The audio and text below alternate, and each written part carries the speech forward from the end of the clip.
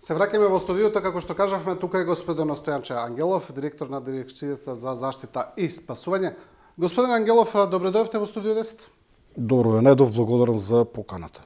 Како што кажав, вие синоќ се вративте еден пат во Брисел, бевте во седиштето на НАТО, таму бевте во својство на директор за креирање политики во делот на отпорноста, учествувате на состанок за Комитетот за градење на отпорност во седиштето на НАТО во Брисел.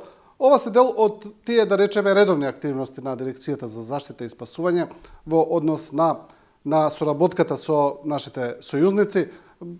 Ке ве прашам прво за оваа, после да како помина, што правевте? Да ве прекинам, ако ми дозволите да ве коригирам, бидејќи така изгледак токму како што вие рековте, јас во седиштето на НАТО во Брисел одам како представник на државата, покривам две позиции, едната е сениор репрезентатив, значи висок представник, а втората е директор за креирање на политики.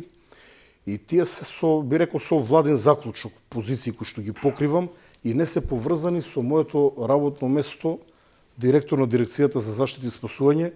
Овие позиции ги покривав додека бев директор на Центарот за управување со кризи, бидејќи отпорноста на државата, за која што верувам ќе поразговараме малку подоцна, ја покрива Центарот за управување со кризи. Со мојот трансфер во ДЗС, овие би рекол две клучни позиции ги задржав, се разбира со заклучок на владата, бидејќи се исклучително значени за нас како држава, за граѓаните, но и се обврска од НАТО, бидејќи во НАТО отпорноста се сваќа многу сериозно и би рекол после воената компонента на НАТО, отпорноста е веднаш тука некаде, бидејќи се вложуваат многу ресурси во сите НАТО членки, во делот на отпорноста, но за тоа подоцна ќе објаснам. Да, добро. Во однос на самата посета, можеме ли да кажеме што беше целта и што донесе посетата потоа? Најпрво морам да укажам дека ваквите состаноци се НАТО секрет, односно се доверливи и не смеам многу работи кои што таму се дискутираат, кои што се разгледуваат или заклучоци кои што се носат, не смеам да ги споделам со јавноста и нема потреба да се споделуваат со јавноста. Можам да кажам само неколку општи реченици. Вакви состаноци во текот на годината има по неколку, но на оперативно ниво овој комитет за отпорност, резилиенс комити на НАТО функционира секојдневно. Центарот за управување со кризи во периодот додека бев таму директор, тоа е некаде пред околу 3 години, испрати свој представник, така што ние како држава имаме представник од редовите на Центарот за управување со кризи, кој што секојдневно активно работи во тој комитет кој што е едно, би рекол, од најживите тела на НАТО и работат на креирање на отпорноста на општеството или отпорноста на државата. Ќе се обидам да го... Што би значило тоа? Ќе се обидам да го кажам наједноставно за да може да разберат сите гледачи, бидејќи една специфична област, однапред свесен дека дел од овие мои упростувања во наводници може да бидат извадени на социјалните мрежи, но веќе сум отрп на тие работи. Наједноставно, кога зборуваме за отпорност на општеството, за отпорност на државата е колку државата е подготвена да се справи со воен напад или колку е подготвена да се справи со некоја природна непогода, катастрофа или техничка, технолошка катастрофа предизвикана од човек, вака најгрубо кажано. Дали ние можеме како општество да се справиме? Еве, например, пожарот во Трубарево, големите шумски пожари во текот на летото, но и што доколку се случи земјотрес во кој што ќе имаме срушени згради, загинати луѓе и така натака, или голема поплава, како што се случува во соседството, кога би биле поплавени повеќе објекти. И во некоја, не дај Боже, ситуација која што е најнепосакувана и би рекол најнеочекувана, воен напад, како ние би се однесувале. Значи, способноста на општеството да се справи. Вториот момент е способноста на општеството да закрепне, да се врати во правобитната состојба, бидејќи колку и да е голема несреќата, катастрофата, трагедијата, ние како општество мораме да продолжиме со функционирање. И таму во НАТО има некои 7 основни побарувања кои што доколку подолу во емисијата имат интерес, можам да ги образложам вака на кратко. Добро, ја разгледуваме ова отпорност на државата, но како нова членка, се уште би рекол нова членка, ние сме неколку години членка на НАТО, и од ова отпорност произлегува од големи оврски за нас како држава, и во периодот додека бев директор на ЦУК формирав едно работно тело за координација на сите активности поврзани со отпорноста на државата, во кое што имаме 7 носители на 7 линии, значи главната координација во ЦУК. Јас се уште останувам раководител на таа работна група, работно тело за координација на активностите за отпорноста на државата, но 7 линии ги покриват министерствата, додека во самите овие подгрупи, условно да ги наречам, се вклучени повеќе државни институции, значи и министерства, дирекции, агенции и така натаму. Се она што е значено од аспект на отпорност на општеството, односно од аспект на справување со техничко-технолошки катастрофи, природни катастрофи или во некоја, не дај Боже, ситуација најнепосакувана варијанта при воен напад. Да, ова вие кажавте еден интересен момент каде што кажавте дека тоа е дел и од нашите обврски. Еве јас од прилика читам што вие тука сте напишале кога сте ги објаснувале овие посети, дека комплексната безбедносна констелација денес бара од сојузниците засилен ангажман во делот на исполнување на обврските, од посредните одлуки донесени на самитот на НАТО во Хаг, и дека акцент се става на цивилно-воената соработка. Значи, ние како членка на НАТО имаме и одредени обврски кон алијансата кои треба да ги исполниме за да бидеме подготвени и да ги исполниме тие стандарди. Значителни обврски би ве коригирал, не се само одредени обврски, крупни обврски кои што сме должни да ги спроведеме, работиме на нив, притоа се среќаваме со одредени потешкоти, но пак ќе кажам, дел од нив се класифицирани со НАТО доверливост и не можам да зборам за нив, но ќе се обидам оно што можам да го споделам. Оваа флоскула е напишана така малку завиткано, се знае која е комплексноста на ситуацијата денес, тоа е пред се војната во Украина, на која што се надевам дека набрзо ќе биде ставен крај, се разбира, со големи отстапки од украинска страна, барем од оно што можевме да го видиме во медиумите, но Украина покажа еден висок степен отпорност, се разбира со поддршка логистичка на многу други држави, но таа жилаво се уште се спротивставува на руските вооружени сили. Значи, долго трае оваа војна, било која држава која што би била организирана, поинаку не би успеала да издржи ваков притисок. И токму на примерот на Украина можеме да научиме многу. Значи, во овие 7 основни побарувања кои што НАТО ги има кон сите држави членки, едно од основните, би го кажал како прво, е континуитет на владење, континуитет на владините услуги. Тоа значи дека ако ние сме нападнати, или ако има голем земјотрес, или некоја друга голема катастрофа предизвикана од човек, значи експлозија во некоја фабрика каде што ќе имаме масовни жртви и така натака, прво треба власта да функционира. И ќе го кажам примерот со Кочани, ќе се обидувам да бидам посликовит. Кога се случи онаа страшна несреќа, трагедија, катастрофа во Кочани, во која што изгубивме толку многу млади луѓе. Премиерот лично дојде во Кочани, цел ден остана во Кочани. Значи, извршната власт, се разбира дека беа вклучени представници на собранието, на лице место дојде и републичкиот јавен обвинител. Значи, најважен е континуитетот на владење, бидејќи на тој начин се има контрола врз сите институции, истите би биле функционални онолку колку што можат.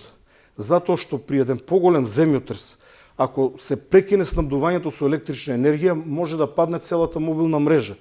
Да замислете само за миг да изгубиме телефонската комуникација. Ние сме веќе парализирани како општество, затоа што кога ги координирам пожарите, ние функционираме преку мобилни телефони. Ги праќате луѓето, единиците на различни места, ги повлекувате, давате задачи, обврски и така натака. Сега само се префрлив на делот со врски, пошто и тоа е едно од 7 основни побарувања, но континуитетот на влада е многу важен. Во државата има неколку места каде што во одредени случаи треба да биде засолнет и председателот на државата, односно председателката во случајот, и премиерот или клучните министри, кои што треба да бидат тргнати на безбедност, се разбира доколку се окей, бидејќи при одреден напад прво се напаѓат, тие се стратешки цели за непријателот кога би ја нападнал државата. Обезглавувањето на државата значи многу. И сега одржувањето на тој континуитет на владење или на владените услуги побарува низа мерки и активности. И треба да се почитуваат низа правила кои што сега не би навлегувало и ќе не одземе многу време, иако дел од нив не би ги зборувал, бидејќи тенка е границата помеѓу она што е класифицирано, бидејќи во НАТО постои едно правило и материјалите кои што не се класифицирани како тајни, едноставно не е пожелно да се споделуваат со луѓе кои што тоа нема потреба да го знаат, особено не со јавноста. Понатака би тргнал поред, ќе се обидам да видам многу пократко кроз останатите 6 линии, но би одел поред за да не ги се разбере дека ги владаме на памет. Втората е отпорност или еластичност на енергетските системи, она што предмалку го кажав, доколку падне енергетскиот систем. Замислете, еве во овој момент Скопје да остане без греење. Какви последици тоа ќе предизвика врз функционирањето на градот? Централното греење зборувам, да падне системот за централно греење, а да не зборуваме за далеководите кои што пренесуваат електрична енергија до цели градови или делови од градови во зависност од градот и така натаму. Третата мерка е капацитет за ефективно справување со неконтролирано движење на луѓе. Ние имаме едно слично искуство кога почна мигрантската криза, кога имаше голем наплив на јужната граница и верувам знаете дека до ден денес е прогласена мигрантска криза. Ние ја одржуваме жива за да можеме како држава, конкретно како влада, сите институции непречено да ги користиме, односно од нив да извлечеме максимум во случај на појава токму нова неконтролирано движење на мигранти, бидејќи се уште постои една латентна опасност од, би рекол, нагло зголемување на бројот на мигранти, бидејќи во тоа има и многу политика, меѓународна политика. Имаме, ми се чини, се уште ангажираност на армијата на јужната граница. Има. Армијата и помага, е поддршка на полицијата на јужната, но и на северната граница. Во овој момент имаме прогласено кризна состојба само на јужната и северната граница, бидејќи движењето е од југ кон север. За да може да се ангажира армијата. Кризната состојба ни овозможува да ја употребиме армијата, особено во случај доколку дојде до наплив на мигранти, и ќе спомнам само дека одредени држави, не би сега кажувал имиња да не биде тоа злоупотребено против мене, постои можност одредени држави кои што на нивната територија имат поголем број на мигранти, едноставно истите да и дозволат да излезат од нивната држава и да направат намерна, испланирана, намерно тектонски однапред испланирано тектонско пореметување, бидејќи ако тргна поголем број на мигранти, тешко е спровањето со нив. Не е едноставно застанете и справете се на некој агресивен начин и така натака. Во моментов има чисто вака во контекст директни обвинувања од страна на Полска и Европската унија кон Белорусија дека прави намерен наплив на мигранти кон полската граница. Имаме сега и од југоисток, значи не би да зборувам повеќе, но знам зашто зборувате, ова е сега значи, во моментов се случува за тоа. Па токму затоа во кризна состојба кризата ја менаџира главниот штаб за управување со кризи, кој што јас го предводам со последните измени на законот за управување со кризи. Председателот на владата именува лице од главниот штаб за раководител на истиот тој штаб. Иако ја промени в институцијата, јас се уште го раководам главниот штаб, се разбира дека имам изворедна соработка со директорот на ЦУК, со кој што редовно комуницираме, но во случај на зголемување на опасност, ако ние дојдеме до информации дека постои можност од поголем наплив на бегалци, јас ја раководам и групата за процена на ризици и опасности. Председателот на владата по мојата смена, односно по моето праќање или именување за директор на ДЗС, повторно ме задолжи да ја раководам групата за процена на ризици и опасности, каде што се наоѓа директорите на разузнавачко-безбедносната заедница и кризниот менеджмент и заштитата и спасувањето. Кога одржуваме седници на групата за процена на ризици и опасности, на нив присуствува директорот на Агенцијата за разузнавање, директорот на Агенцијата за национална безбедност, директорот поново на Војната служба за безбедност и разузнавање, директорот на Бирото за јавна безбедност, заменикот началник на генералштабот на армијата, како и директорите и замениците директори на ЦУК и ДЗС.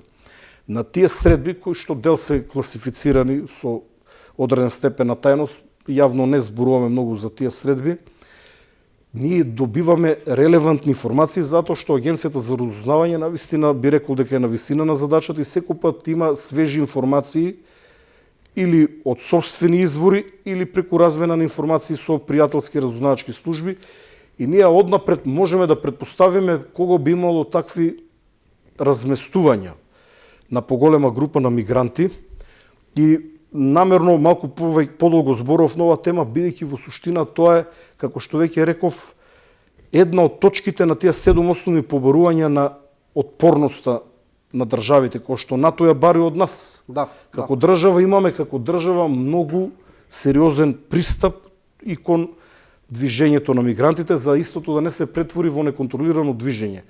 Но при некоја голема нестрека или при воен напад, луѓето едноставно бегаат. Може да имаме и внатрешно разместување на луѓе, но и движење од надвор. Да, добро, можете ако сакате само да ја кажам, снабдување со храна и вода е четвртиот елемент. Значи непречено снабдување со храна и вода. Ние имаме среќа да живееме во една преубава држава во која што вода има на секаде и во некој најлошо сценарио, ние во природата имаме пивка вода која што може директно да се пие, но замислете Скопје да остане без вода, да пукнат една или две оние главните цевководи кои што од изворот Рашче носат вода кон Скопје. Значи самото предпријатие има резервни варијанти како да се премостат таквите состојби за градот да не остане без вода. Знаете дека, мислам дека последната година во неколку наврати, неколку поголеми населби остануваа без вода. Не е само пиењето на вода, водата ни користи и за хигиена, луѓето не може да отидат во тоалет. Во не дај Боже ситуација кога Скопје би останало без вода неколку дена, може да се случи многу лош развој на настаните. Понатака петата линија на која што исто така работиме ефикасно справување со масовни жртви. Непријатна работа, но во случај на големи несреќи, на големи катастрофи, можно е да има жртви. Кога зборам жртви, може да има повредени, ќе го кажам случајот со Кочани, кога бројот на повредени го надминуваше нашиот капацитет на здравството, бидејќи во една држава е нормално да има одреден број на доктори кои што работат изгореници. Но ниедна држава нема толков капацитет. Дури и поголемите држави, кога би работел, зборувале пропорционално. Значи, бројот на повредени кај нас, пропорционално на големината државата, кога би бил во Германија, во Франција, во Полска, таму би биле илјадници луѓе, дури и тие нема таков капацитет, но и во случај на загинати, бидејќи треба да се телата од местото каде што се случила несреќата, да се во одредени случаи треба да зависи, значи, за каква несреќа се работи, за каква катастрофа. Треба да се направи обдукција, телата треба да бидат погребени според обичаите на лицата кои што се загинати, настрадани. Едноставно е многу, и ова исто е едно сериозно побарување. Понатаму имаме отпорност на цивилните транспортни системи. Затоа што нашата железница, ја знаеме во каква состојба е, но замислете само преки на железничкиот сообраќај од икс причини. Еве да речеме диверзантски напад на пругата и пругата се прекинува на одредено место. Дури и денес таа е доста корисна. Но замислете кога би се срушиле неколку надвозници, тоа веќе спаѓа во стратешката инфраструктура. На автопатот од Скопје кон Велес и од Скопје кон Штип. И ние ќе имаме колапс. Сообраќајен колапс, бидејќи луѓето нема да може да се движат. Значи сите тие црни сценарија мора да бидат опфатени. Мора да бидат предвидени. Не сам, значи прво може да има земјотрес кој што може да сруши надвозник или да го направи нестабилен, но може да се работи за Не смеете да ги немате во предвид тие работи. Се разбира и се работи на тоа, не од сега се работи од секогаш верувам уште. Па дури би рекол во системот на Југославија има работи кои што денес се враќаат во игра и се користат од многу НАТО членки и последниот се цивилните комуникацијски системи. Бидејќи падот на комуникацијата исто така може да биде да предизвика многу непријатности, но и загрозување на животот и здравјето на луѓето, особено при голема катастрофа. Замислете, имаме голема катастрофа во која што имаме загинати, тешко повредени, а вие немате комуникација. голем земјотрес во некој град и се прекинува комуникацијата. Треба да отиде човек таму. Тогаш треба да се користат радиостаници и така натака, но и на оваа точка работиме, но како и да е ова целата ова материја ќе биде малку посериозно предвидена во новиот закон кој што треба да ја покрие оваа тема, односно формирањето на нова институција која што ќе ги обедини функциите на ЦУК и ДЗС во една институција и каде што ќе има вакви дополнувања. Да, тоа ми беше прашањето и онака, господин Ангелов, докаде е таа постапка спојувањето на ДЗС и ЦУК? Во овој момент има работна група предводена од вице-премиерот Љупчо Димовски, која што многу сериозно работи веќе подолго време. Мислам, во оваа фаза има една работна верзија на еден поширок закон, кој што навлегува во многу други закони. Се работи за обемна проблематика и целата онаа реформа бара многу време, бидејќи една обична промена задира, например, во Законот за локална самоуправа, кој што е двотретински.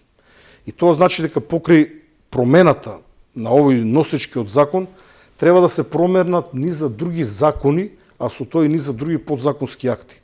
Затоа мојот фокус е ставен на обединувањето на функциите помеѓу ЦУК и ДЗС. Значи, јас зборувам за една подрамка, потесна рамка, во која што би се обединиле функциите на овие две институции и би го избегнале сегашното преклопување во одредени области, но и оставањето на празнини и нејасноти, па понекогаш и префрлање на надлежности. Не сме надлежни ние, надлежни е ЦУК или не е ЦУК, надлежна е ДЗС и така натака. Иако откако сум директор, ние вакви проблеми не сме имале благодарение на добрата соработка, бидејќи, како што реков, јас сега имам одлична соработка со директорот на ЦУК, но го знам и раководството останато во Центарот за управување со кризи, бидејќи 4,5 години бев таму директор, и поради овие субјективни моменти се надминати тие објективни слабости. Но тоа треба да биде законски уредено. Да, секако е подобро да има системско решение отколку адхок решение. Ајде да се вратиме на оно што нас не беше главна болка или главен проблем, да речеме, тоа се тие шумски пожари, пожари на отворено или секаков тип на пожари. Знаеме дека оваа сезона можеби беше и една од рекордните по бројот на опожарени површини. Еве, повторно читам од вашите состаноци, каде што на еден од нив велат било тема научени лекции од шумските пожари и пожари на отворен простор на територијата на Европа. Ние се разбира зборуваме за територијата на Македонија. Па ми се чини дека секоја година си го повторуваме ова прашање или си го поставуваме неве повторно. Ја научивме ли лекцијата година од пожари? Па и претходните години ја научивме лекцијата. И лекцијата вели едно: треба повеќе ресурси, требат авиони, требат хеликоптери, треба теренски возила, треба повеќе луѓе. Дел од овие слабости ние отстранивме ова лето. Например, прилагодувањето на овие специјални возила, БТР-ите, хермилините и посебно на пинсгаурите, драстично ни помогна во справувањето со пожарите и тоа може да го потврди било кој пожарникар, не се работи за политичка флоскула.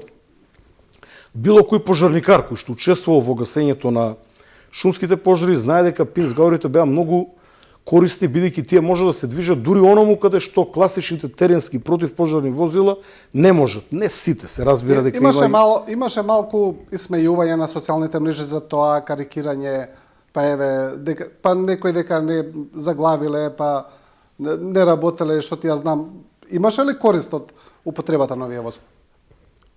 И ново возило, кога ќе го возите во негостољубив терен, може да затаи.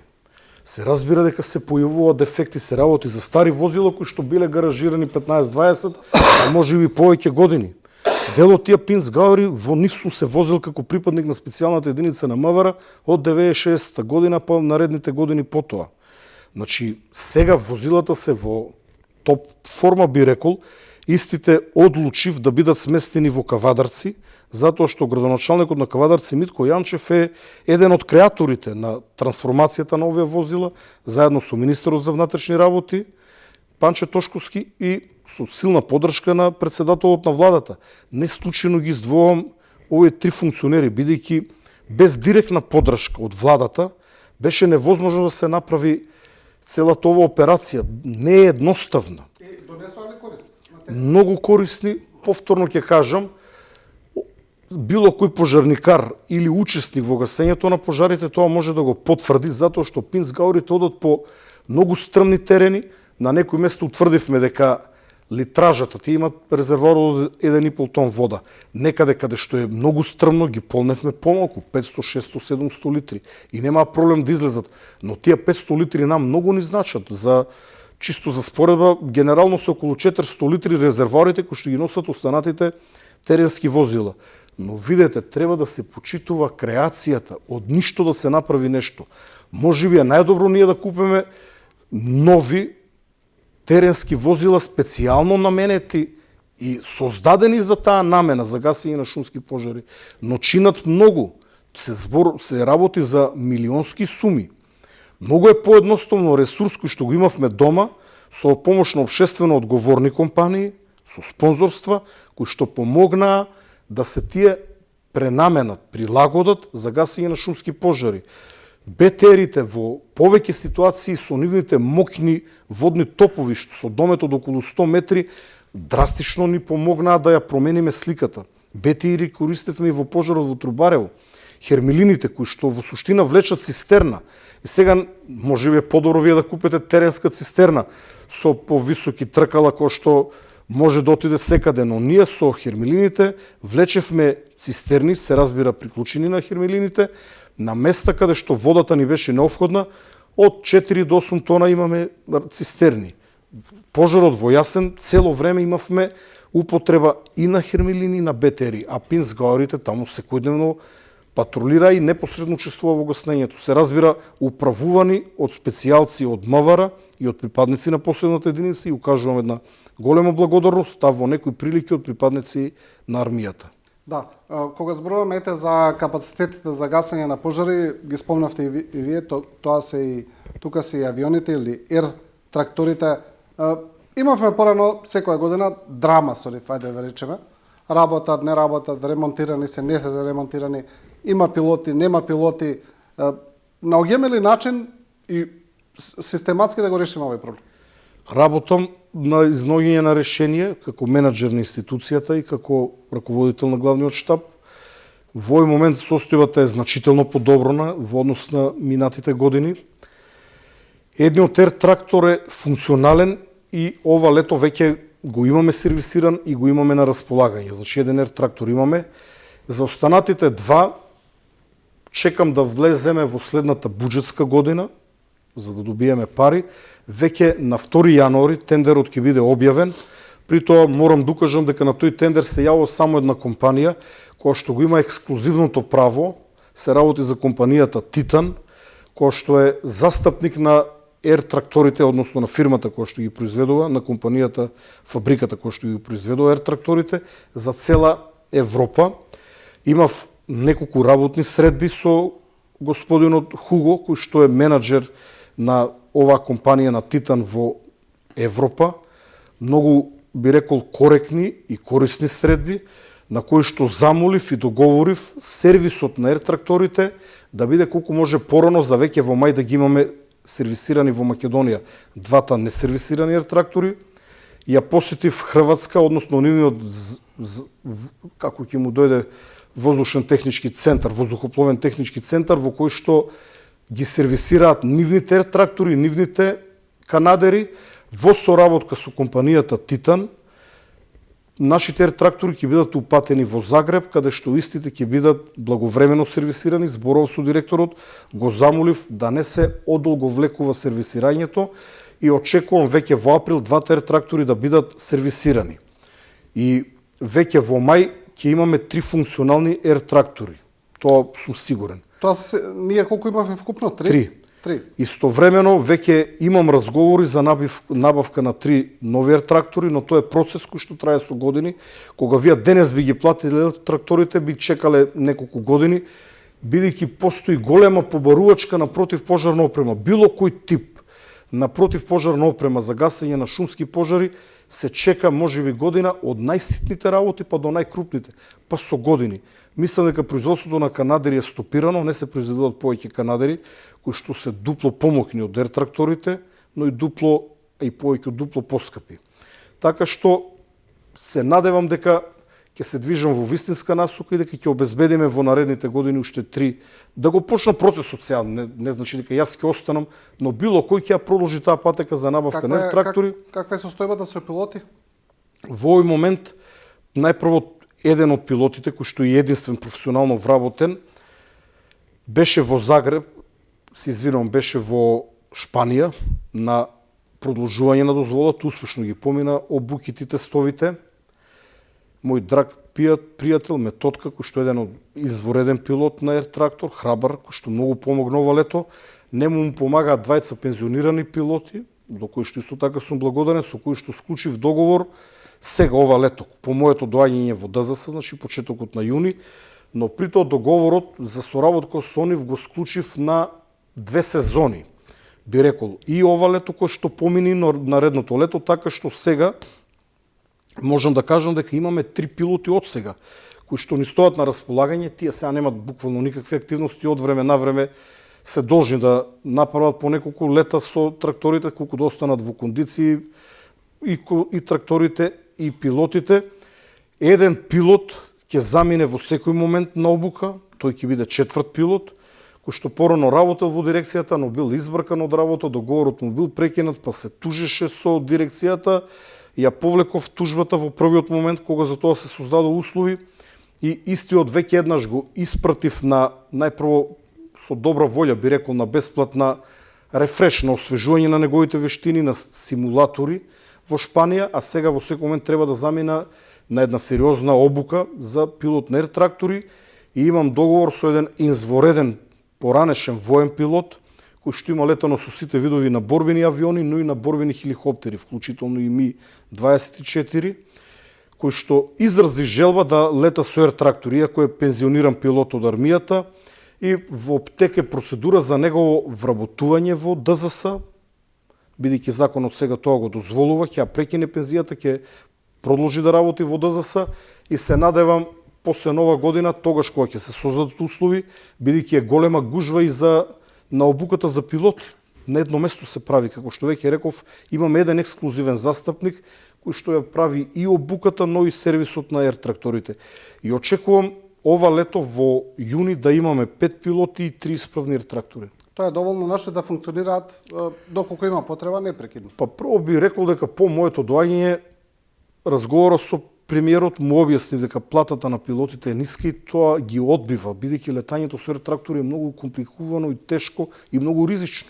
Полнењето вода во движење од вештачка акумулација или од езеро, природно езеро е навистина ризично. Специфично е, не е класично летање со најпрво што направив, значи побарав од владата, се разбира со претходно разговорот со премиерот и владата дозволи 100% зголемување на платите, така што сега еден пилот во ДЗС, професионално вработен, има или би имал околу 2500 евра плата во зависност од неговиот стаж, која што е плата приближна на платите кои што ги земат пилотите во армијата и полицијата, и веќе е предизвикан голем интерес, ми се јавија мене повеќе луѓе, но не ги исполнат условите.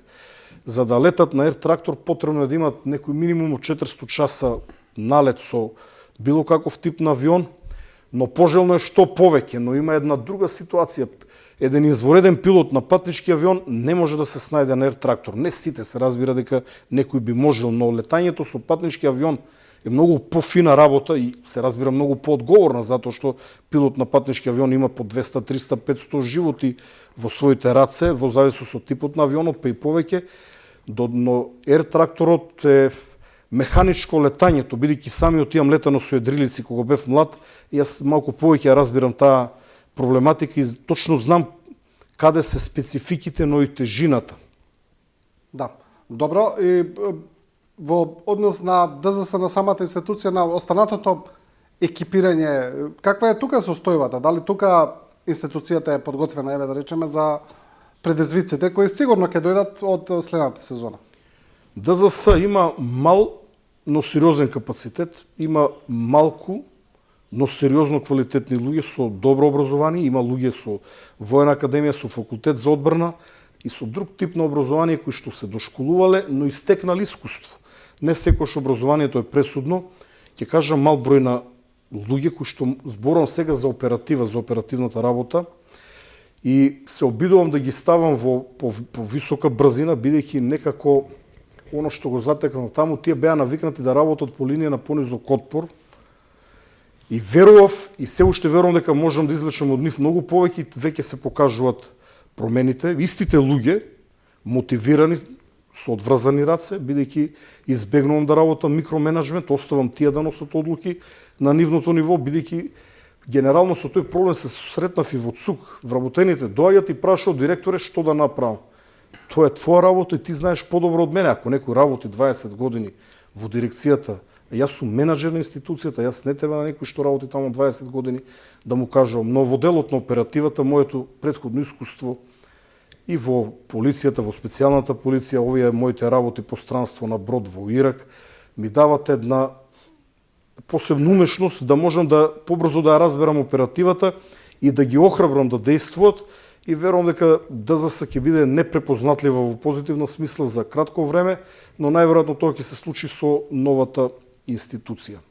Да, и еве за крај последно прашање, размислувате ли можеби за некакви поинвентивни методи, еве кога разборуваме за спречување и превенција од пожари, како потреба на дронови за и за превенција, и за изведување, и за тоа да видиме каде се пожарите.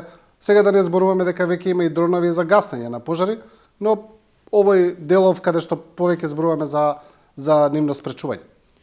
Сега, това лето гореше дел од Грција, дел од Турција, има паднати воздухоплови, загинати пожарникари, Шпанија, Португалија, Кипар. Знаете колку пожари имаш ова лето?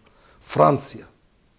Значи, јас бев во Париз на дводневен состанок на кој што ги разгледувавме начинот на кој што се работеше ова лето, овие научени лекции и користењето на механизмот за цивилна заштита на Европската унија. Дури би рекол има одредени укажувања дека треба да бидеме повнимателни при барањето на меѓународна помош. Нашите пожари од аспект на овие поголемите држави, тие смета дека се слаби, мали. Се разбира, нас не боли бидејќи се наши, но далеко од тоа дека изгореле пола држава, 10% и не знам како. Излезете надвор на некои места каде што минатата година имало пожар, сега и не се забележува, бидејќи еден голем дел од пожарите се одвиваа во тревнати површини, со грмушки, со трењи и така натака. Штета и таа вегетација да изгоре, но природата се обновува. Во делот на рано дознавање за пожари ние стоиме одлично. За секој еден шумски пожар ние дознаваме во првите минути по неговото појавување. Самата територија е таква. Македонија 80% е планинска држава. Вие каде и да стоите, ако погледнете шапта ќе се забележи, и употребата на дронови нам и реално можеби е добро, но ние најдовме еден поинвентивен метод. Во текот на летото, иако онаа моја изјава во една национална телевизија, луѓето да седат пред корпорација да пијат пиво, беше злоупотребена, иако мојата поента беше друга. Ние во делот на брзо дознавање сме добри. Проблемот е што потоа, како ние ќе отидеме до местото на пожарот, особено ако тој е на тешко пристапен, а понекогаш и на тотално непристапен терен од земја, како што беше пожарот во Јасен.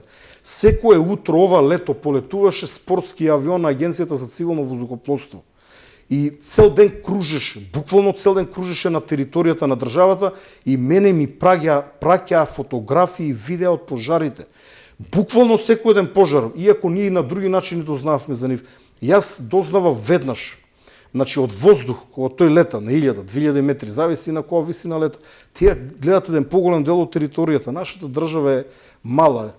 И пак ќе кажам, во делот на рано дознавање ние стоиме одлично, но што потоа? Тука сме ние релативно слаби. Да, прилагодените возила, сега прилагодуваме уште 5 пинцгауери, се изворедни и значително ни помогнаа, но треба уште да се работи, треба набавка на нови теренски возила, кои што се неопходни, но притоа се скап ресурс, се разбира ер трактори, веќе кажав дека размислувам и работам на тоа, почнав да работам на набавување на 3 нови ер трактори, но во најоптимистичка варијанта тоа би било после 3-4, можеби 5 години, доколку успеам во намерата, се разбира со поддршка на премиерот, кој што е запознат со оваа моја активност и имам зелено светло.